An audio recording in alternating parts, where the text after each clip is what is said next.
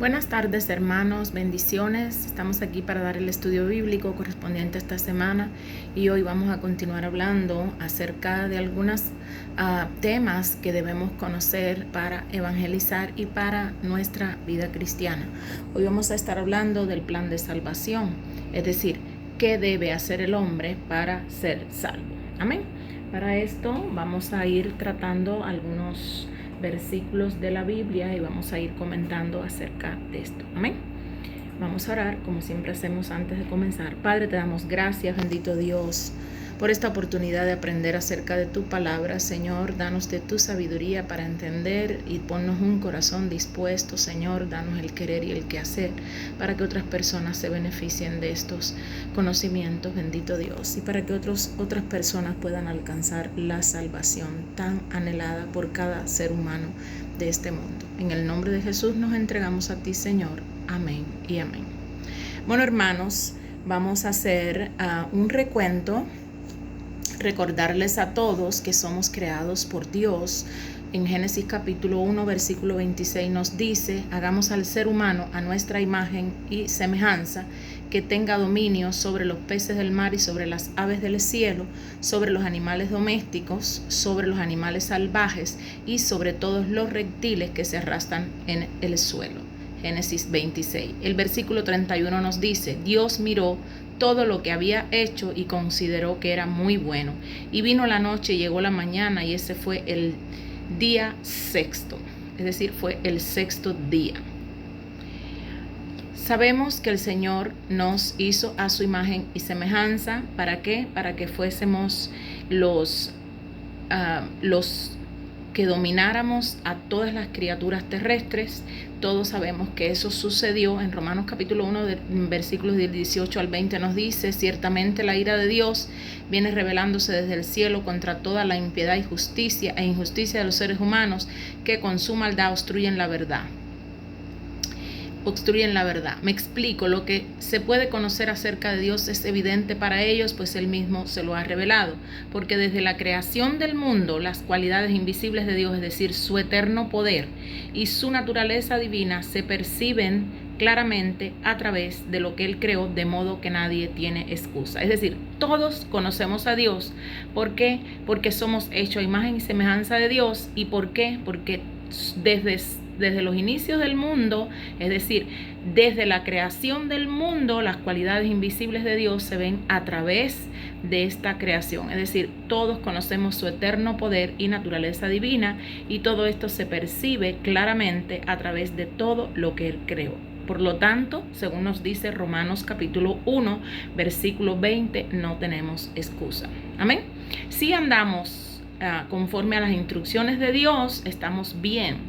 Pero tenemos un problema. El problema principal es que el hombre ha pecado, es decir, el pecado. Todos hemos pecado. Romanos capítulo 3, versículo 23 nos dice: pues todos han pecado y todos están privados de la gloria de Dios.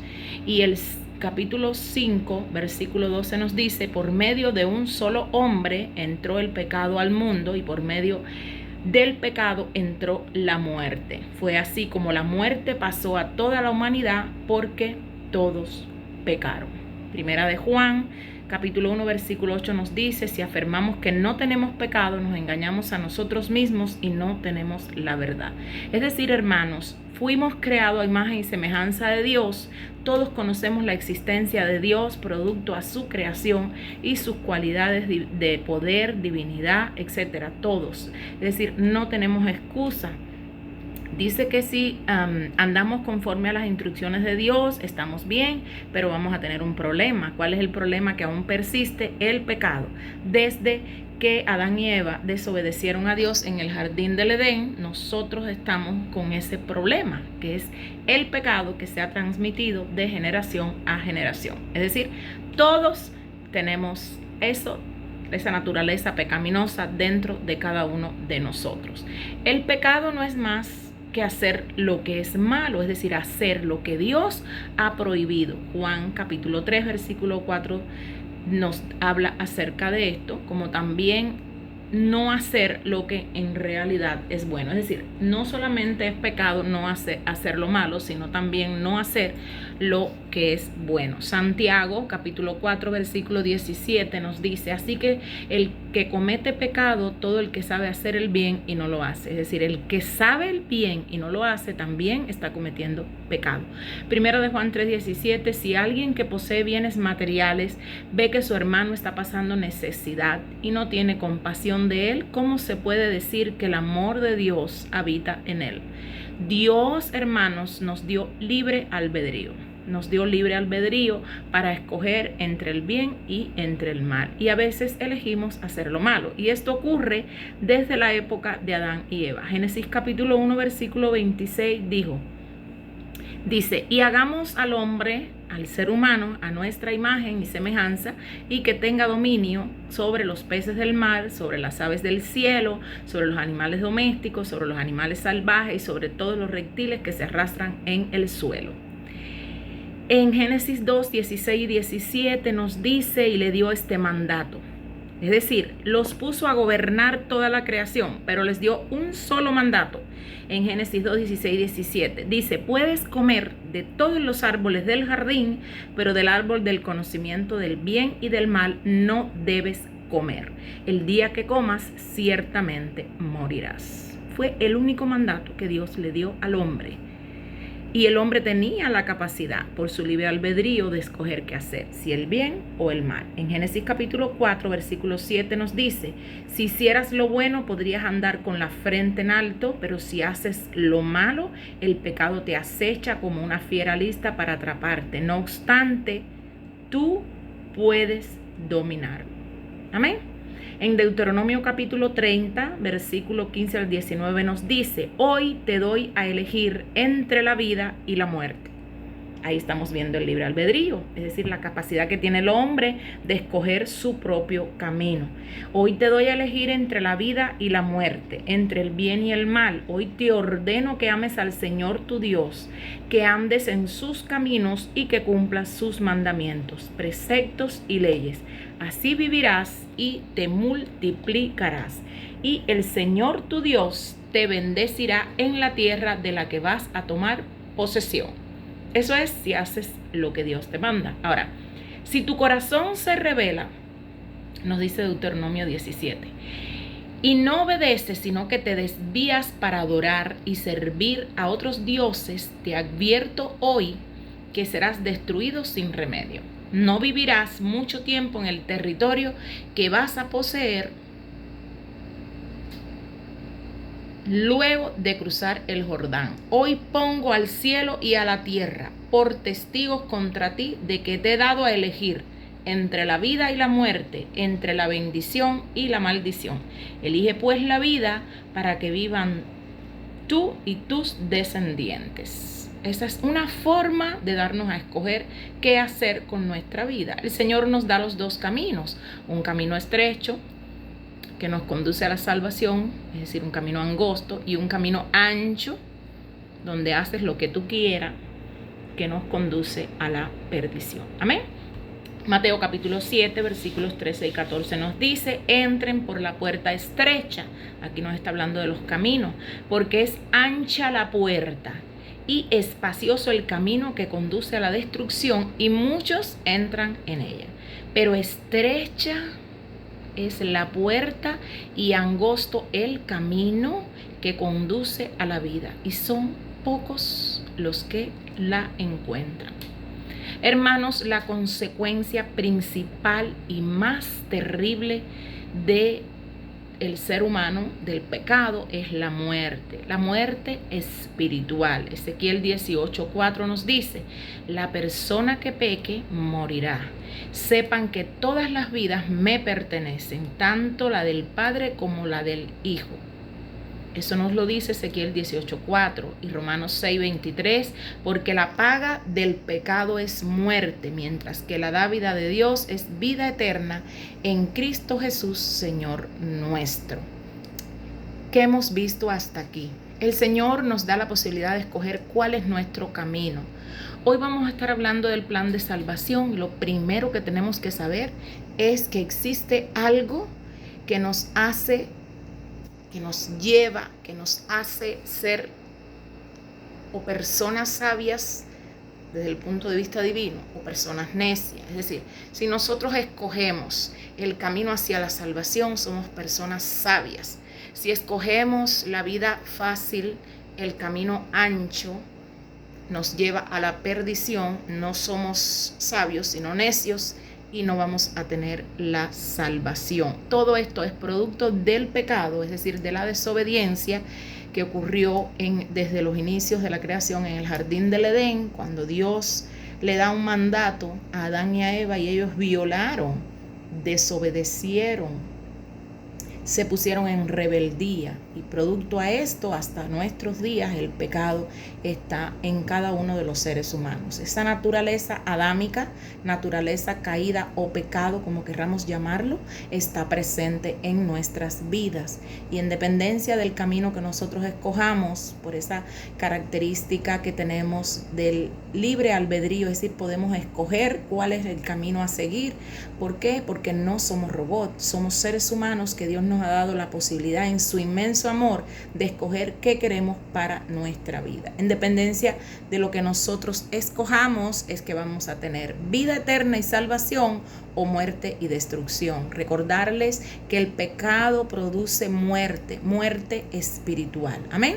La justicia de Dios exige un castigo por la violación de su ley, y ese castigo es precisamente la muerte. ¿Cuál muerte? La muerte espiritual. Romanos 6:23 nos dice, otra vez les leo, porque la paga del pecado es muerte, mientras que la dádiva de Dios es vida eterna en Cristo Jesús, Señor nuestro. Dios, en su amplia misericordia, quiere que todos los seres humanos sean salvos, que todos escojan el camino hacia la salvación. Quiere salvarnos a todos. Cristo murió por todos, no por mí o por usted que me está escuchando.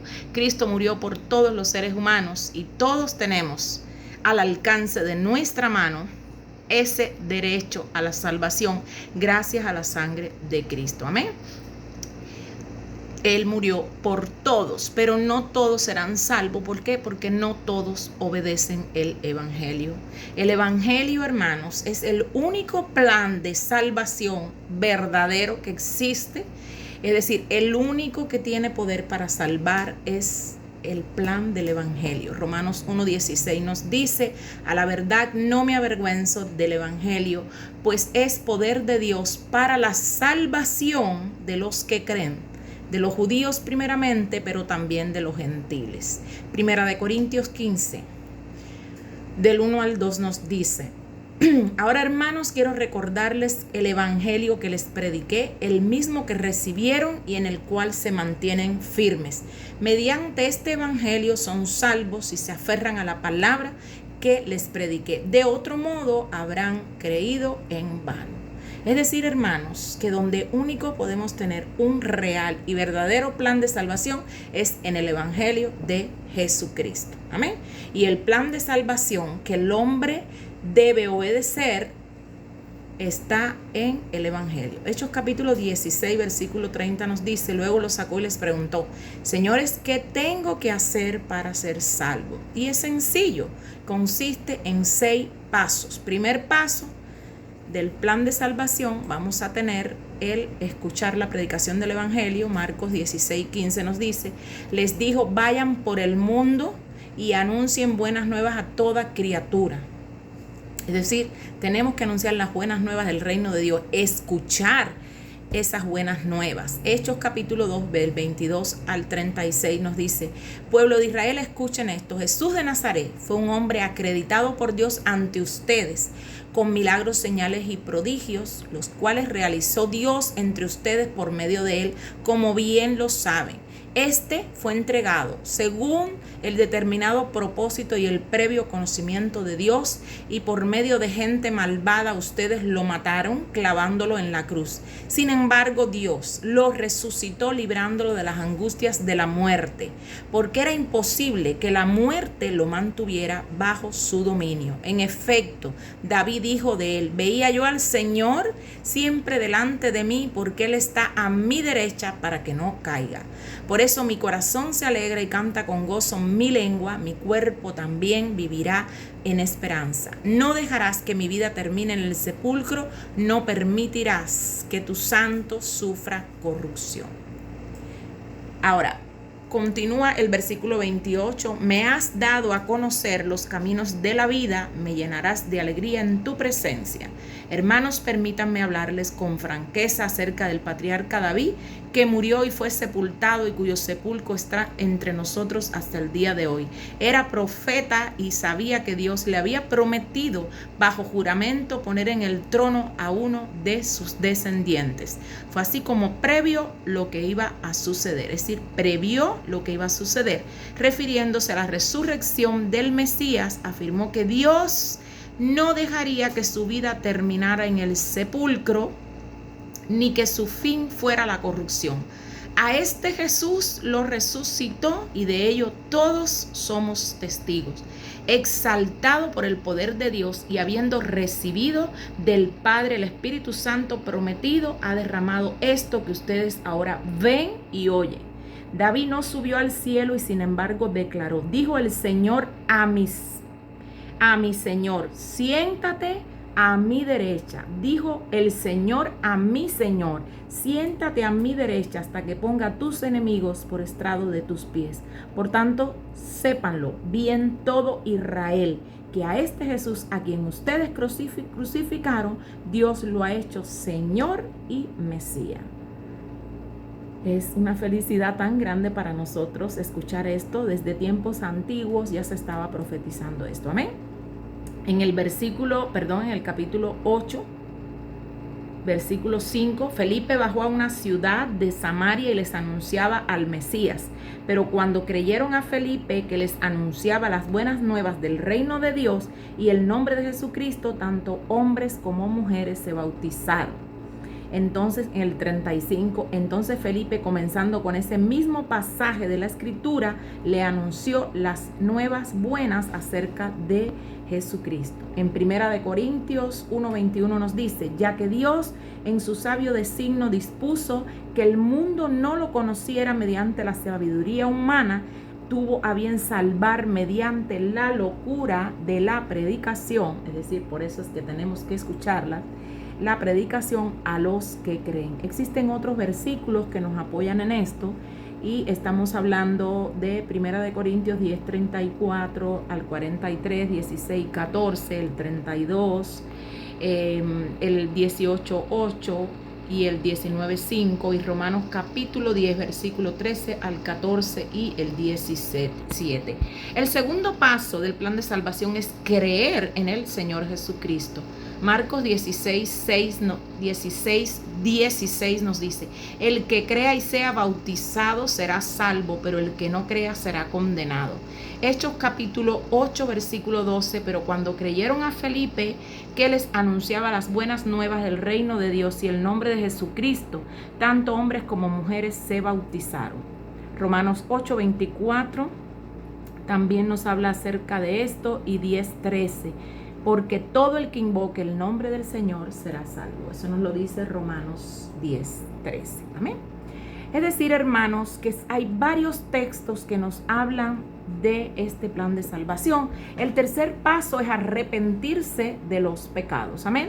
El arrepentimiento no es más que un cambio de pensamiento que resulta en un cambio de conducta. No es que tú pienses diferente y continúes actuando igual, sino que como ya tú piensas diferente, tú comienzas a sufrir cambios en tu interior que te hacen actuar hacia afuera de manera diferente. Provoca cambios en tu conducta. Hechos 26:20 nos dice, al contrario, comenzando con los que estaban en Damasco, siguiendo con los que estaban en Jerusalén y en toda Judea, y luego con los gentiles, a todos les prediqué que se arrepintieran y se convirtieran a Dios. Continúo leyendo, que se convirtieran a Dios, que demostraran, muy importante, su arrepentimiento con sus buenas obras, es decir, un deseo fuerte de dejar el pecado y obedecer a Dios. También Mateo 4:17 nos dice, desde entonces comenzó a Jesús a predicar, arrepiéntanse porque el reino de los cielos está cerca.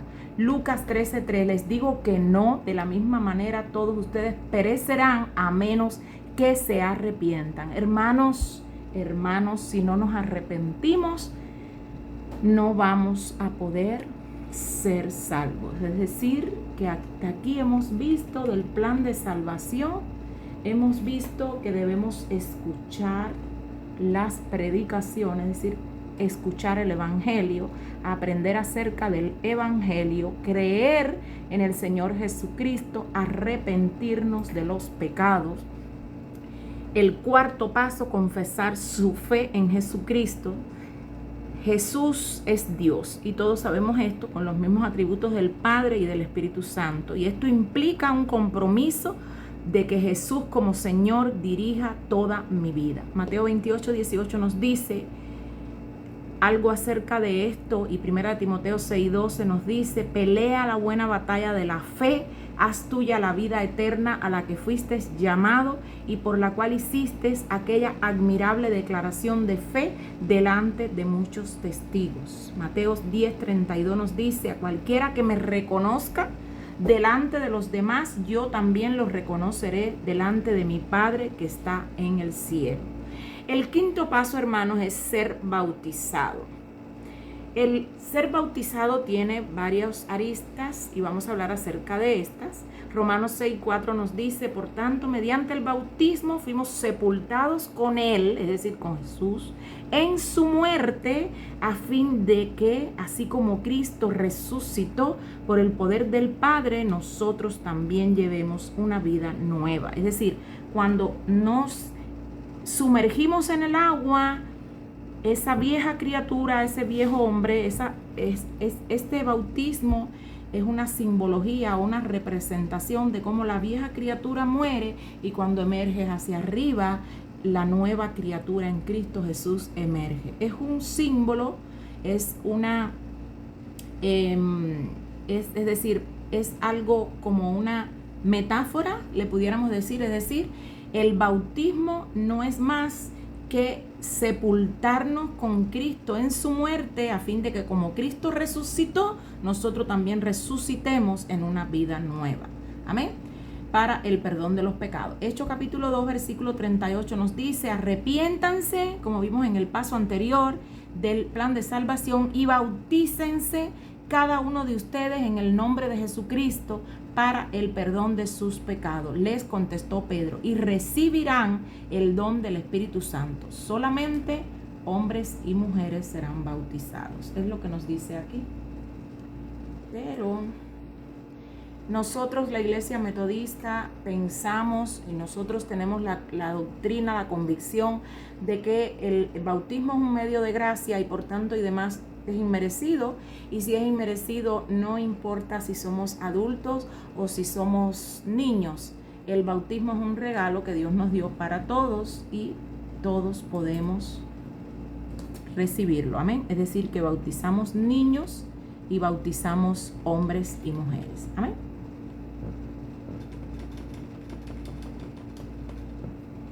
Ahora, existen otros textos que nos hablan acerca de esto y estamos hablando de Hechos capítulo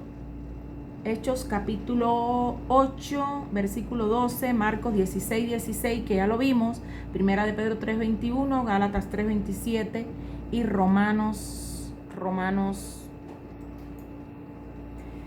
6, 3 y 4. Amén. Bueno, continuamos con nuestro estudio bíblico y vamos a seguir hablando de el plan de salvación. Amén. Es decir, vamos a continuar hablando acerca de esto. Les leo Romanos 6:4, lo que dice: por tanto, mediante el bautismo, otra vez, fuimos sepultados con Él en su muerte, a fin de que así como Jesucristo resucitó por medio del poder del Padre, nosotros también resucitemos y llevemos una vida nueva. El paso número 6 es ser fiel hasta la muerte. Apocalipsis capítulo 2, versículo 10 nos dice: no tengas miedo de lo que estás por sufrir. Te advierto que algunos de ustedes el diablo los meterá en la cárcel para ponerlos a prueba y sufrirán persecución durante 10 días. Sé fiel hasta la muerte y yo te daré la corona de la vida. Es decir, debemos ser fieles hasta la muerte. De esto nos habla 1 Corintios 15, Hechos 2:42, Colosenses 1:23, Filipenses 2:12, Hebreos 3:12, Mateo 28:20. Estos actos no son obras de justicia humana. Tito 3:5 nos habla acerca de esto. Obedecer el evangelio es algo que todos los cristianos debemos hacer.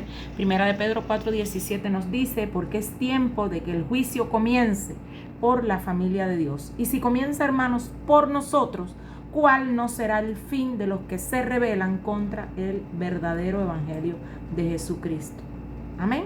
La invitación que le podemos hacer a las personas las podemos tomar como referencia en Apocalipsis 3:20, que nos dice: mira que estoy a la puerta y llamo. Si alguno oye mi voz y abre la puerta, entraré y cenaré con él y él conmigo. Jesús nos está llamando a todos, nos está invitando a formar parte de esta carrera, a apropiarnos de esa promesa de la salvación y la vida eterna.